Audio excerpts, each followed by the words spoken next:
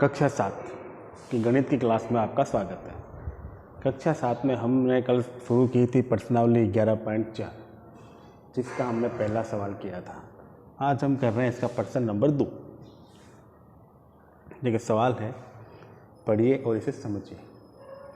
125 metre लंबाई वाले 65 metre चौड़ाई वाले एक आयताकार पार्क के चारों ओर बाहर एक 3 मीटर चौड़ा एक पथ बना हुआ है।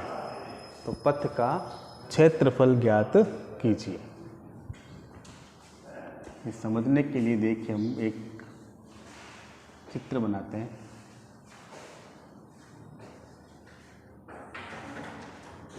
मान लीजिए ये है एक पार्क 125 मीटर, ये है 65 मीटर।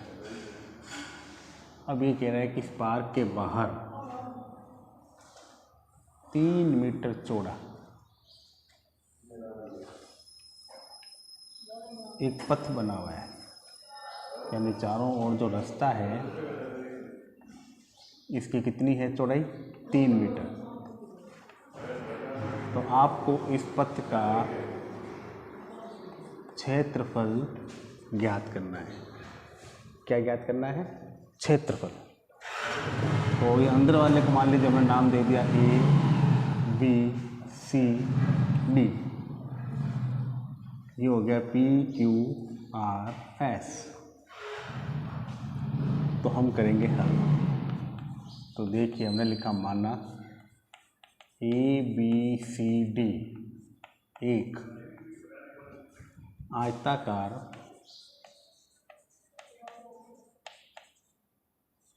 पार्क है, जिसके चारों ओर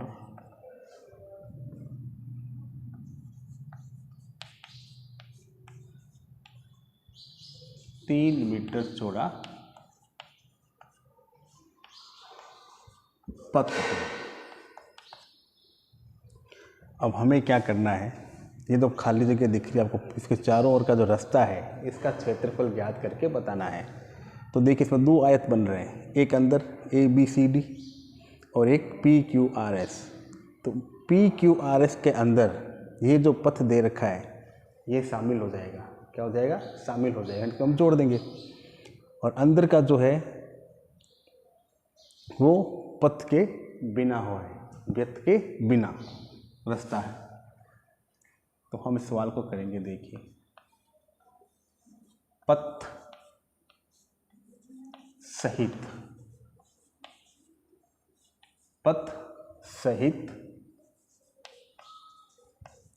पार्क की लंबाई। पथ सहित पार्क की लंबाई। अब देखिए पथ सहित कितनी है, मतलब A से लेके B तक कितनी है? 125। इसके अंदर पथ शामिल नहीं है, लेकिन इसमें पथ शामिल है। तो हम क्या करेंगे? पथ सहित कितना हो जाएगा? P से लेके Q तक। पथ सहित पार्क की लंबाई कितनी है? P से लेकर Q। लेकिन P की और P से Q की हमें लंबाई नहीं दे रखी है, हमें केवल इतनी सी दे रखी A और B। लेकिन इसने कहा है कि 3 मीटर चौड़ा पथ है इसके चारों ओर। तो अगर A, B को हम दोनों तरफ दाएं और बाएं बढ़ा दें तो देखिए AB की लंबाई कितनी है? 125। 3 मीटर चौड़ा रास्ता दाएं, 3 मीटर चौड़ा रास्ता बाएं। इन तीनों को हम क्या कर देंगे? जोड़ देंगे। तो देखिए कितना आता है? 125 + 3 + 3 कितना हो गया? देखिए 3 और 3 6, 6 में 5 जोड़े 11, 1 रह गया, 2 और 1 3 और ये 131 मीटर। यानी P से Q तक की लंबाई कितनी हुई? 131 मीटर। अब इसी प्रकार से आपको निकालना है पथ सहित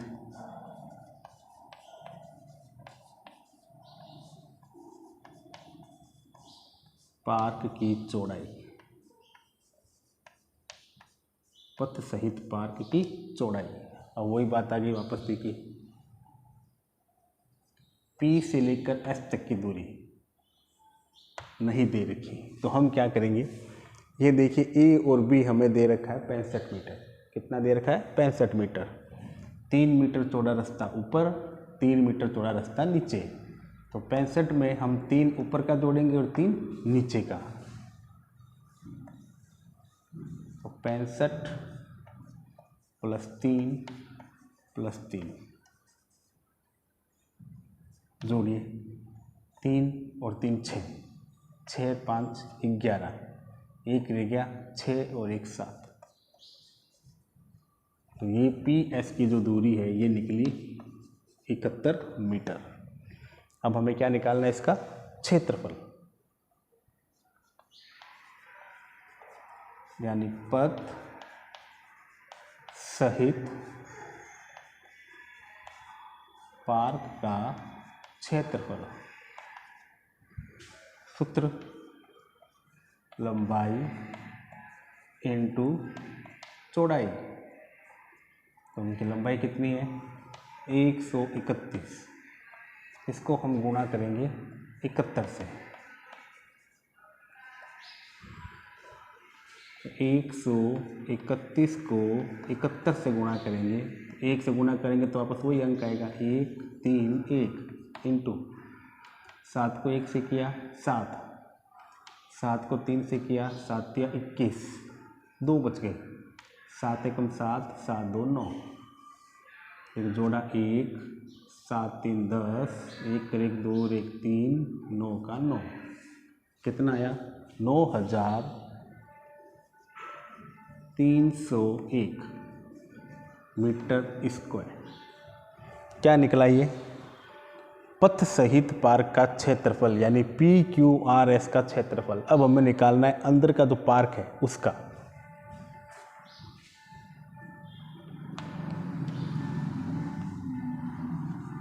उसमें पथ शामिल नहीं है तो हम उसको लिख देंगे पथ रहित। क्या लिखेंगे? पथ रहित पार्क का क्षेत्रफल, सॉरी, पथ रहित पार्क की लंबाई। और ये दे रखा है आपको 125 मीटर। फिर पथ रहित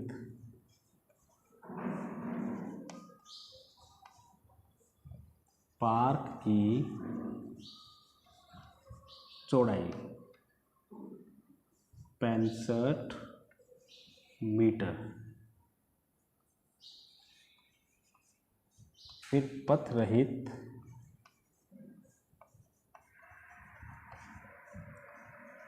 पार्क का क्षेत्रफल, सूत्र लंबाई इंटू चौड़ाई।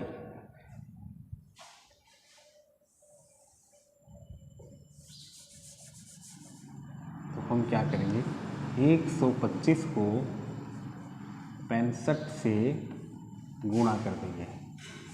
किससे करेंगे? 125 को 165 से। तो 125 इंटू 65, देखिए 5 पंचे 25, 2 बच गए, 5 दूनी 10 तो 12, 1 बच गया, 5 एक 6। फिर 6 से, 6 पंचे 30, 3 बच गए, 6 दूनी 12, 3 15, 1 बच गया, 6 कम 6 और 1 7, 5 2 6 5 11, 7 1 8। गुणा करने पर आया 8125 मीटर स्क्वायर। अब देखिए पथ सहित पार्क का क्षेत्रफल ज्ञात कर लिया, वो आया हमारे पास 9301। फिर पथ रहित पार्क का क्षेत्रफल 8125। अब हमें निकालना है पथ का क्षेत्रफल। अतः पथ का क्षेत्रफल। इसका सूत्र हो जाएगा पथ सहित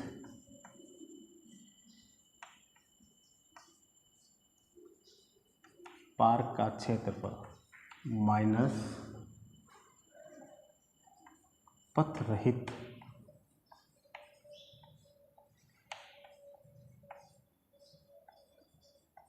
पार्क का क्षेत्रफल। तो पथ सहित पार्क का क्षेत्रफल तो था 9301 माइनस पथ रहित पार्क का क्षेत्रफल 8125 मीटर स्क्वायर। अब इसको घटाइए, देखिए 9301 8125, देखिए 11 में से 5 गए 6, यहाँ रह गया 9, 9 में से 2 गया 7, 2 में से 1 गया 1 और 9 में से 8 गया 1, यानी 1776 मीटर स्क्वायर। और ये आपका आंसर। तो इस प्रकार से आपको इस सवाल को हल करना है। सवाल को पढ़िए, समझिए और इसे फिर से हल करने का अभ्यास कीजिए। धन्यवाद।